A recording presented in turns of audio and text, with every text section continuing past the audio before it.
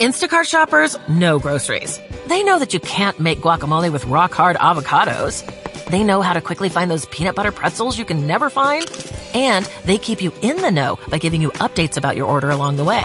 Let Instacart shoppers help take shopping off your plate so you can get time and energy back for what really matters. Visit instacart.com or download the app to get free delivery on your first 3 orders. Offer valid for a limited time. Minimum order $10. Additional terms apply. Instacart. Add life to cart. I guess in many ways it's been about letting go of the self, of the I in many ways, and to look at yourself as a wider process, in a way, as a part of a bigger scheme. Navigating the out-of-body experience. Graham Nicholls, Radical New Techniques. I love what you're doing. I like the way that you address this, and you bring all the different approaches. You even talk about the different, in terms of lifestyle, different diet that may help enhance OBEs. So thank you. You're welcome. First out-of-body experience. My first out-of-body experience was when I was around 12 years old, and I found myself around 500 meters from where I lived, floating in a vertical position. So it's almost like I was standing in midair, essentially. So very different to a lot of the classic descriptions that you hear of out-of-body experiences. That was how my first experiences were. I had several like that. I'm not exactly sure how many now. It was a very long time ago, but it was a series of small, very brief experiences like that. And that basically inspired me then to learn to induce the experience for myself. So that was really the beginning of the journey. I remember as a kid floating above and knowing I was going there at night to the playground and looking down at the football field goalposts and thinking, this is so cool. That wasn't the same for you. My out-of-body experiences virtually never happened during sleep. It happened from just simply relaxing. It was something that obviously made me get up and become more aware of, because if it had happened during the night, I think I would have taken it in a slightly different context. I agree, because for me, that was a natural part of sleeping, was going out and visiting places. The other, I was 14 when I had my wisdom teeth out. I didn't realize it had been an out-of-body experience until I was talking with my mom afterwards. I described looking at the doctor over his shoulder into my mouth and watching him. And then I realized I couldn't have had that experience if I had remained in the chair. That one was the only one that possibly would have had a drug inducement. And so I really like it in your book when you're saying the meds aren't necessary. In my case, I made the conscious decision that I didn't want to mix those things into the equation, if you like. I made that decision very early on. So I've never used any substance, including alcohol and tobacco. My focus has always been on what we can do with our own psychology, how we can use maybe more of the classic processes that go right back in history, like meditation, sensory deprivation, immersion, all these kinds of ideas. If you think about all of the traditions across culture, there's always been this idea of shutting down the senses to some degree, switching off from the environment and becoming more aware of what's going on internally. And then when we can do that, we then gain access to this larger conscious awareness. And I think that's really where the out-of-body experience comes to the fore. I've explored more the avenues of flotation tanks and things like that. I've used virtual reality. I've developed my own technology, my own sound technology, my own structures, the largest of which was shown at the Science Museum in London. So very large-scale, complex ways of creating a change for anyone. So basically using the gifts that we have from technology and psychology and actually applying that in a way that can give access to these things to anyone, really. Well, and that's what I like about it. You don't have to have a 10-week course. You do have to work, though, on consciously getting out of your own senses of what's going on. And you talk about that with ping pong balls, put them on top of your eyes and get into that state. But then you also go into there are different ways of inducing this process that make it a way of saying, I am intending to do this. That's important too, is this ritual, this routine that people sometimes take for granted that says, I'm setting this up, I'm allowing it, I'm open, and I do sense that there's another side of this that's helping to assist me when I go through this method. At least those are the things I've experienced with these other helpers. You do mention seeing them when you've been in other planes. That I wanted to bring out because those aren't always addressed by different teachers of this topic. Well, I guess the difference with the way I approach things is it's not really about beliefs, and it's not really about my own particular experiences per se. I'm interested in what the truth of the experience is and what is most effective to give other people access to that experience. So in a way, my own perspective on it is irrelevant to a point. What's relevant is the methodologies, the things that seem to work, the stuff that can really give access to these states. That's what really fascinates me and interests me in many ways, in how we can do this kind of work. So I guess from the beginning, pretty much people were saying to me, how can I do this for myself? How can I reach those kinds of states? So I started to explore methodologies, and I realized very quickly, I'm sure people listening who've worked with different techniques that you can read in various books you can come across in online, etc., they will have found that for one person, a particular technique will be very effective, and for another person, it will have no effect whatsoever, and they'll get nowhere with it. So it occurred to me very early on, well, what's happening there? Why does one person have such success with one technique and another person doesn't?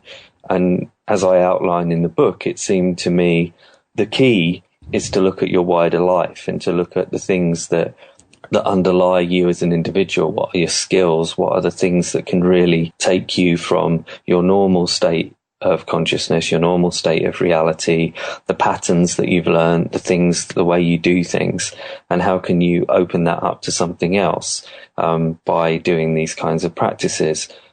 So I think that's really where I've wanted to take things, and that's where nutrition, the diet side of things, that's one aspect of it.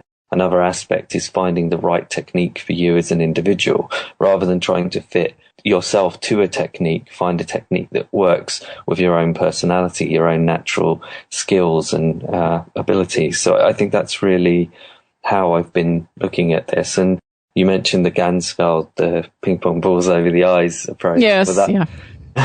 Well, that's really a very mild, simple form of immersion, of creating this disconnect from the senses and the stuff of the everyday world, so that you can connect with those types of altered states that allow the out-of-body experience. So it's a very simple way of reaching that people can do at home. So that's why I put that within the book.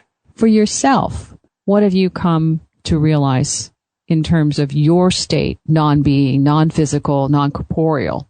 How do you define that, describe that? I guess in many ways it's been about letting go of the self, of the I in many ways, and to look at yourself as a wider process, in a way, as a part of a bigger scheme, an interconnected aspect of a whole, if you like. And I think that's really where these kinds of experiences have taken me, because within a particular out-of-body experience, I might connect with a different form of life, an animal, a plant, could be anything around me. Even the buildings have a certain energy in many of the experiences. If that takes place, then that makes me realize that I have that same kind of awareness, that same kind of energy, and I'm a part of that larger system. So it seems to create this greater sense of interconnection and expansion, and it's very much beyond words. You can't really put it into words. I was like the Buddhist philosopher Alan Watts, when he talks about certain concepts, he'll say, and we shall not give it a name, and he'll hit a gong as he says it, because it's just in a Zen sense, you can't put a label on it, you can't define it. I very much like this idea of the beginner's mind, Shoshen in Buddhist philosophy, this idea that you approach everything as if you're approaching it for the first time, as if you've never encountered it before. So you encounter it with an openness and a willingness to take it for exactly what it is, without your preconceptions and beliefs and the baggage that you bring with it. So I think that's really where I take things. Wendy's Coffee House, Navigating the Out-of-Body Experience. Graham Nicholls, Radical New Techniques. GrahamNicholls.com. That's Nicholls with 2 L's. Beginner's mind is a good way of putting it. The one time we lose our ability to understand or explore or discover something new is when we think we know the answer. We've already determined what it is before we even start doing the research. It's, this is what it's going to be. And it's a self-fulfilling prophecy. Sure, and it also creates this, ironically, this greater chance that you're actually wrong or deluded, because the moment that you start saying this is the answer, this is the truth, then the likelihood is that you're going to ignore anything that contradicts that. So in a way, it's the best way to move yourself towards non-truth. When you're doing these experiments and with other people, it has to be a good feeling, knowing that you've triggered some kind of an illumination. Yeah, it's amazing when people give you that kind of feedback. I mean, I think the two things that I gain the most from in my work, one is the positive feedback that you get, the people who write and say that, something's changed their lives.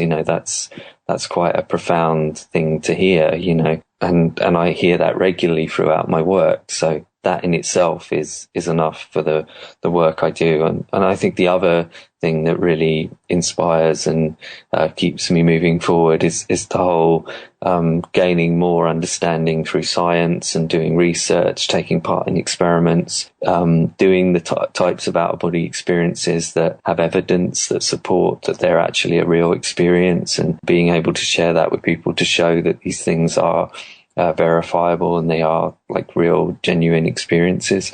So I think those two factors are really important in my life, and also they give something to the wider community in terms of giving people the idea that these are real and genuine and also life-changing experiences. I think you touched a fruit or something.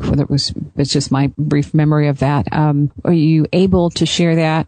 I'm not sure what you're referring to there, but I've had experiences where I've, for example, looked into the nature of a plant and felt the entire sort of cycle of that plant's life. And I've had that with animals as well. And in terms of verified experiences, I've had experiences where I've been able to go to another location and see something accurately. That's not something that's easy to do, and it's often overemphasized and exaggerated by people. But within the body of experiences I've had over the years, I have been able to do that, and I have had people witness and verify what I said and what I saw, people who were actually present when I had the out-of-body experience. So things like that are a real confirmation of these kinds of experiences. Robert Monroe, when he had his experience, I think the secretary is when she was at a table with somebody else and she wasn't aware of his presence, except that he did pinch her waist.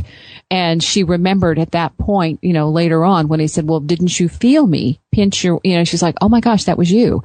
Yeah, that's another type of evidence. There's the emphasis on trying to find some sense of the physical presence, if there is some kind of body or whether it's some kind of expanded consciousness. I'm not sure at this point, but I think those kinds of experiences suggest that it's some kind of energetic interaction going on some level. So again, I think there's so much more to research. It's something that's really open for so much more exploration and learning, really.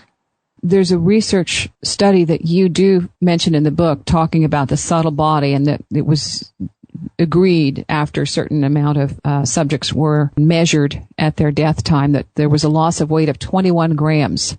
And so now that's supposedly what the subtle body weighs. And you say, to me, I was so glad you pointed that out, because I think sometimes we want to put a solution, and I think they've missed the point with that. I think that was a really great experiment that they tried to do that, but at the time that they did it, there was just not the level of technology needed to do that experiment, as I pointed out in the book.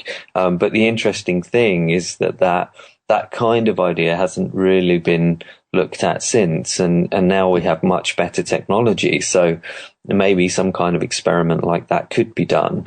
These are still open questions, and I think that's why in the book I said, well, I get the impression that it could be some kind of subtle body, but it could also be that we are just part of a larger, more complex form of consciousness that we can gain access to through things like the out-of-body experience.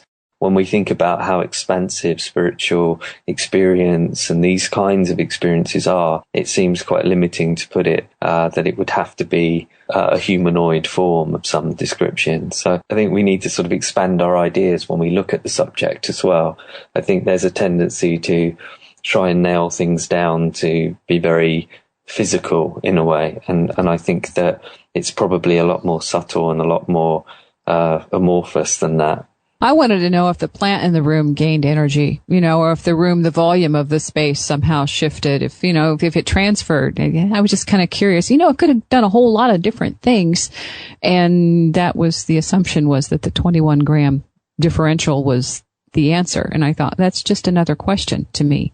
So it's just, are there plants present? And all of a sudden they became animated in a different way with light. And my reason for that is when people that I've talked to who've experienced this and seen a ball of light or seen sparks flying or visually noticed some kind of change that may not be manifest for every single individual because we are so unique. I don't think we're all going to have the same experience, or that those of us who are present may all see the same result.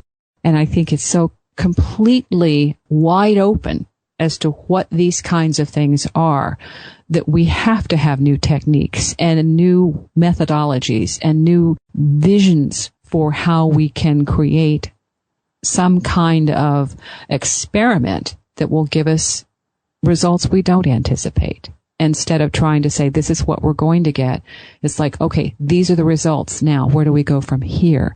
And with your stuff, it seems to me you are trying to continually come up with unique experiments and unique circumstances that might give different answers. And you yourself, you try to say, I don't know what consciousness is. You're trying to deliberately leave that question unanswered. Oh, definitely. I to be honest, I'm skeptical anyone knows what consciousness is. I think in many ways, when someone starts claiming they know what it is, I tend to start losing interest in many senses, because I think when we start to make claims that are not substantiated in any way, it becomes quite difficult to really take that seriously. How can we really know? In a scientific context, we don't know. We don't have a direct relationship between brain and mind. There's this the hard problem of consciousness, it's called. This idea of if the brain produces consciousness, how does it produce consciousness? How do you go from something very physical and flesh, etc., that produces this essential experience of self and me in the world? That's a hugely complicated problem which science hasn't even begun to answer yet. The same is true, I think, within the spiritual areas. We tend to divide things up and make it them and us, but I think in many ways it's not about that. It's really that we're all trying to look for the answers to these kinds of questions. And I think probably it's going to come from a bit of both in a way, a bit of looking at the neuroscience, looking at quantum science. I generally feel that the answer to consciousness might well come from quantum biology, which is this idea that the quantum level does affect cell interaction, neurons, these kinds of things within the brain, and that maybe if that is the case, there's various theories that would allow in that context for consciousness to expand beyond the brain, and therefore we could have these things like out-of-body experiences, remote viewing, different psychical perceptions in many different ways. I think that they're within the realm of science, which means I think they're within the realm of things we can understand and explore. I don't think that they're something other that's completely non-physical that can't be reached, but that could also be something I'm wrong about. These are just ideas that we won't know until we do the experiments and find out. Exploring OBEs with Graham Nicholls. Wendy's Coffee House. One of the best experiences I remember, watching a hawk and realizing that I had kind of slipped out of myself into the hawk, feeling myself as the hawk landing on the fence post, and then realizing that I had shifted. Not your typical OBE. I think in many ways, much of what is possible within the out-of-body experience and these kinds of experiences is really that we work towards these peak moments when things like that can happen. And I think that by doing practice in general, by combining these different practices, we make it more likely that these peak moments will happen more consistently. So in many ways, it's about engineering a life that's more focused on these types of spiritual experiences, and then they tend to start opening up and happening much more frequently as we pay more attention to them, as we put more energy and focus into them. So it's kind of like they don't happen in a vacuum. It's more, the more elements that you add into your life, which goes back to the techniques I was talking about before, that when you bring in looking at your wider life, the stress levels in your life, how many hours a day you're focused on these kinds of subjects, the more that you put all of that attention into what you're doing, the more likely it is that these peak moments will happen more frequently, and you'll start to have more expansive spiritual experiences. So it's really about creating a life that has the focus that you want.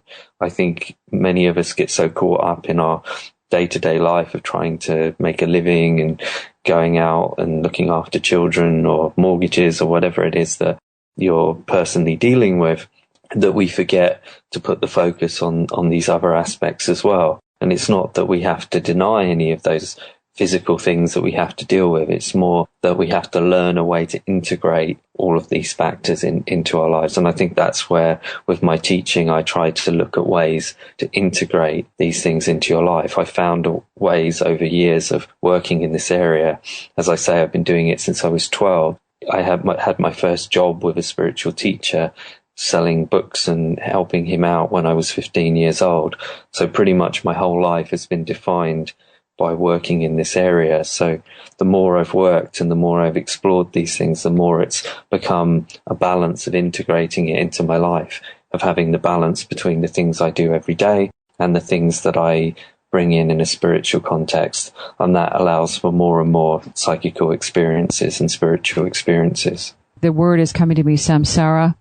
How does that factor into this? Because we all have somehow this connection to a physical manifest state that it's really hard to disengage from when you're doing what you're talking about, going, worrying about the kids, worrying about the bills, worrying about whatever fiction we've devised as our primary role here. Isn't that perpetuating when you're trying to disengage from that it's going to continue because of your past life and your other, obligations as a spirit being, or is this off base? I don't think I'm talking about trying to disengage from it. I actually think the physical might be the pinnacle of our development. I know that's controversial in spiritual circles, but I don't see any reason to demean or look down upon the physical in any way. All I mean is to bring in a balance, is to bring in all of the elements. It's like we wouldn't want to be completely robotic and rational and scientific about everything, and we wouldn't want to be completely poetic and delusional, and we want to find balance in life. I think, at least in my understanding, that the aim is to create this interconnection, this interbalance between the rational side, the everyday, the physical, and also this more emotional, poetic side as well. I think all of those things have a value. And I think the physical is a completely mind-blowing, amazing, fantastic, beyond my imagination level of reality.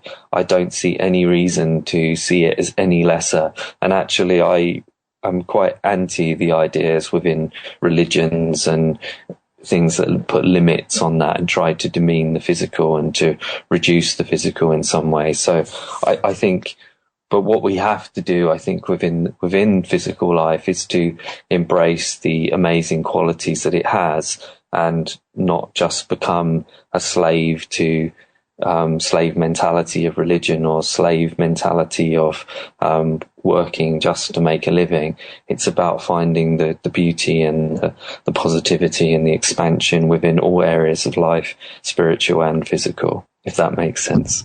Yes. Yeah, and I agree. The stuff that I get is you have to be more fully human to be fully divine. And that it means all of this is important. You are a whole being, not just, physical or spiritual. This is the beauty of this moment, is that we can explore all of these vantage points and create a bigger awareness, essence, whole.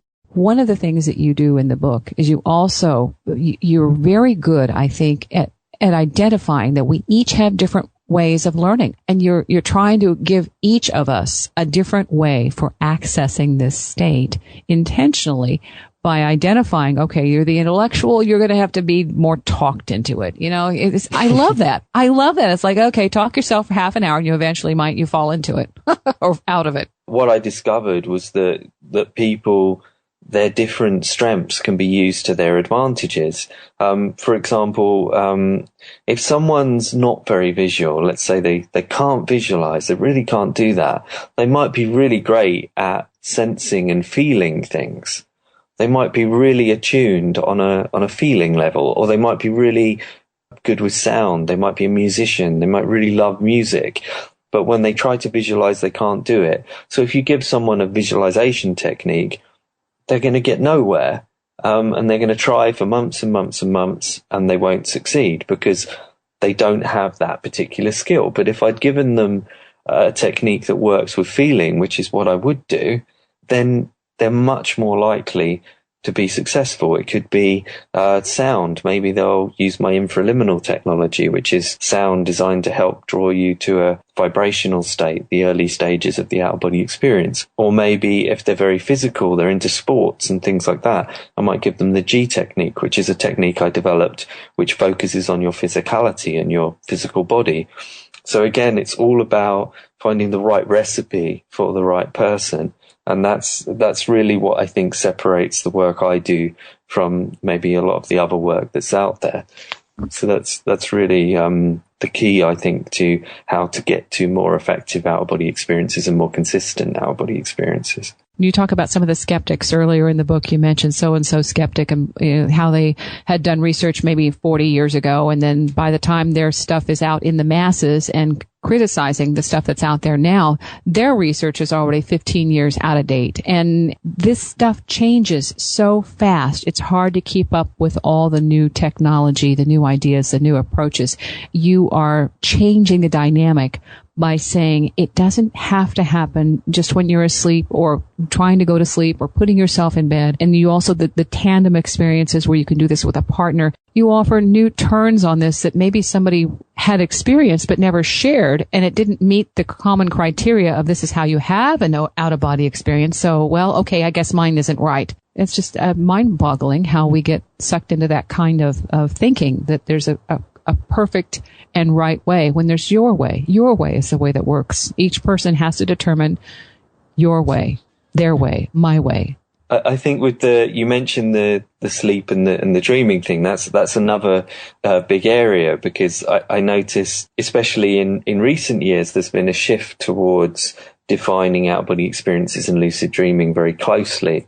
But in my experience, that's never been the case. So again, it's this example of how things can be different and perspectives can be different. What it seems to be related to, actually, in that context, is your chronotype, which means whether you're more of a night owl or an early morning person. That seems to relate to whether you're going to be more likely to do it from a conscious state. If you're an early morning person, you'll probably be more of a dreamer or a lucid dreamer on average. It doesn't apply to everyone, but on average, you're going to be more likely to be a dream person if you're a morning person, and you're more likely to be a conscious trance person if you're a night owl type person. So that's really the data that I've collected. And so therefore, by looking at that, by looking at those different types of people, again, you can find the right methodology. OBEs and premonitions. Graham Nicholls, Wendy's Coffee House, Graham Nicholls with 2 L's, grahamnichols.com. Have you had any experience with beings who are very much like us, just not on this plane? Have you had that kind of experience at all? I have. I guess when you get into those kinds of levels, it becomes very subjective and it's very personal and very hard to put that into a context for other people to appreciate. But yes, I've had experiences of, I guess, entities or patterns of awareness or whatever you want to call them, higher states of consciousness. I really don't know what exactly they are or were, but I think again they're part of that whole process. They seem to be very common. They're in, as you mentioned, Robert Monroe encountered things like that. Mediums all across the world encounter things like that. People, when they have near-death experiences, they encounter guides. There's a feature of nearly all spiritual traditions and traditions that have nothing to do with spirituality. People who are complete atheists, don't believe in anything at all, have a near-death experience and they still meet some kind of guide. What that means, I don't know, but I think it suggests that there is some factor of other types of beings. And in my out-of-body experiences, there's two particular levels or beings or whatever that I've encountered in those experiences. I've also seen people that seem to have passed on a very powerful experience. Example of that was one where I seemed to be in the low sort of levels of the afterlife, if you like, and I saw a group of people who seemed to have passed very quickly.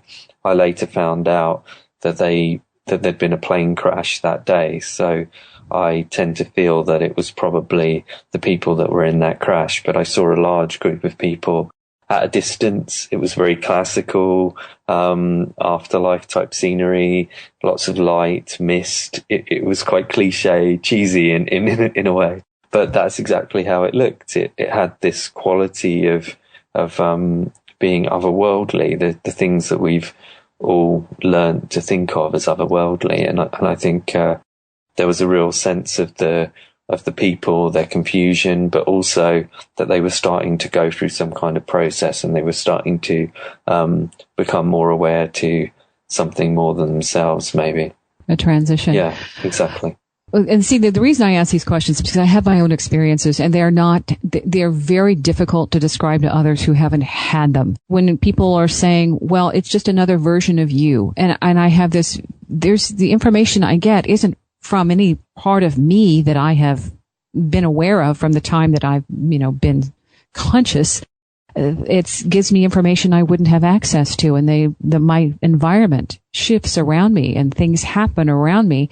So I have a difficult time when I get answers, well, it's all you and you're just creating this construct to validate whatever belief you have. It's like, well, I didn't have the belief until it happened. I wouldn't have expected someone to appear before me or to kick me out of my body, throw me across the room, and not only that, say this is going to happen, or tell me we're going to induce this certain state, and then I have this incredible, you might call it diksha, there are different words for it, where you become one with all that is, and in that moment of knowing, you realize this body isn't you. You realize, and the only reason I came back, because in my mind, the awareness is that if you stay out too long, you'll have a shift and you can't come back. And then the other one was that I knew I would be there eventually anyway. And it was just this remembering of this greater and grander awareness that we all have access to was necessary for me in that moment to keep me here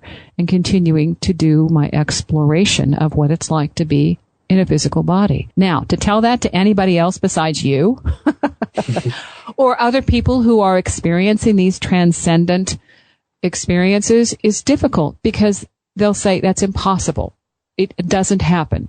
And I believe by you sharing your story and continuing to expose people to things like the program, the Navigator course, gives them the opportunity to prove things to themselves, not anybody else, but as a personal challenge to say, what can I learn? There's more here, and this is a way I might be able to access it. Because when that happens, this reality all of a sudden becomes a small place, and everything out there is like, OMG,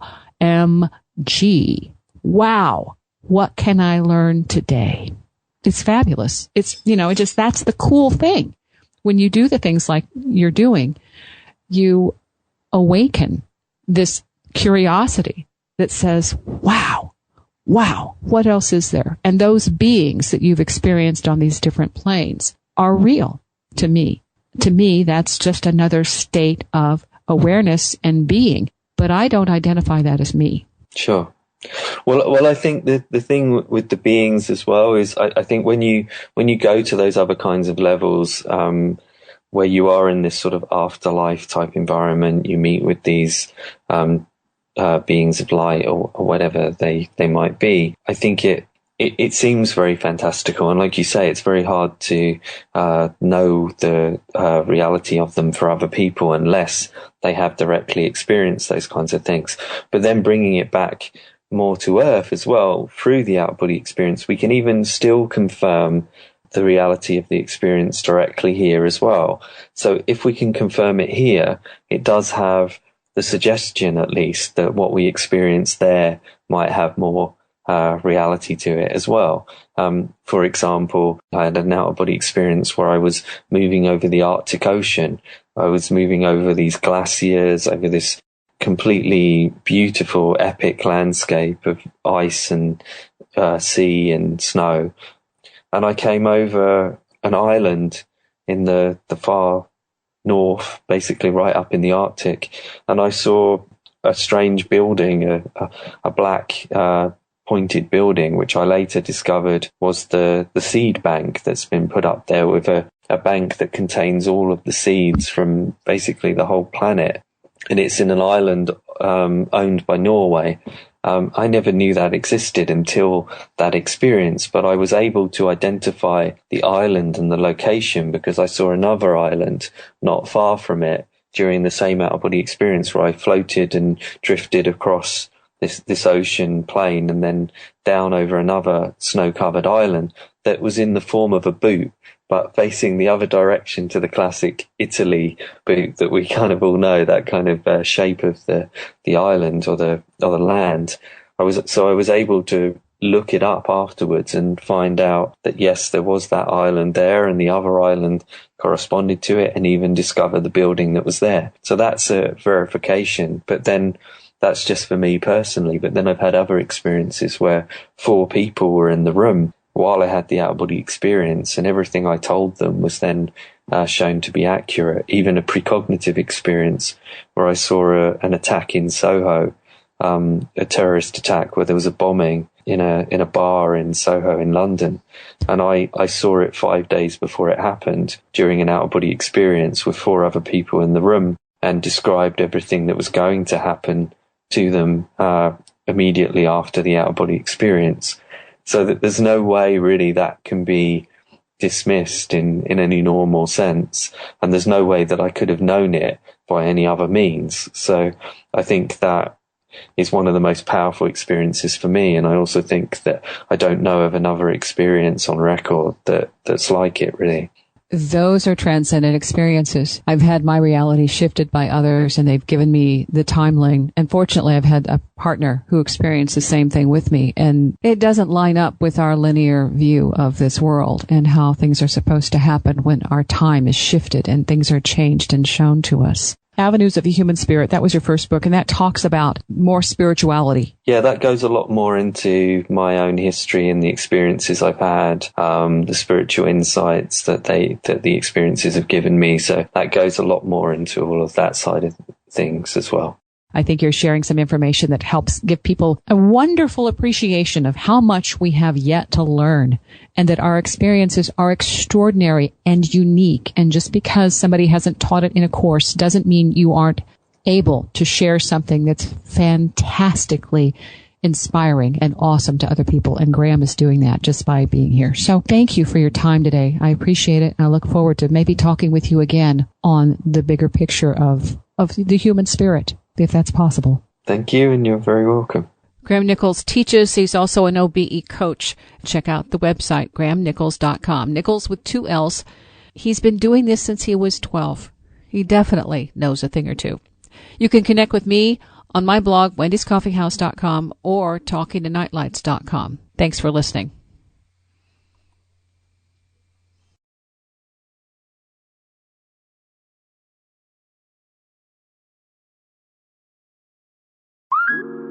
Ay, mija, abuelita's on her way and I still need to shop for the party. No worries. Let's order through Instacart. ¿Insta qué? See, Emma, we can order groceries and more online and get everything delivered in as fast as an hour. Everything for dinner? Carne, tortillas, limas, plátanos. Claro. Anything else? Just make sure the plátanos are ripe. Get groceries delivered same day with Instacart so you have more time for family. Visit instacart.com or download the app to get free delivery on your first 3 orders. Offer valid for a limited time. Minimum order $10. Additional terms apply. At Consumer Cellular, you get the same exact coverage as the largest carriers, but for up to half the cost. Same thing, up to half the cost. Up to half the cost for the same thing. 50% the money for 100% the same thing. I hope I'm making myself clear. Consumer Cellular. When freedom calls, we're here to answer. Call us at 1-888-FREEDOM. Half the cost savings based on cost of Consumer Cellular single-line 5GB data plan with unlimited talk and text compared to lowest cost single-line postpaid unlimited talk, text, and data plan offered by T-Mobile and Verizon May 2023.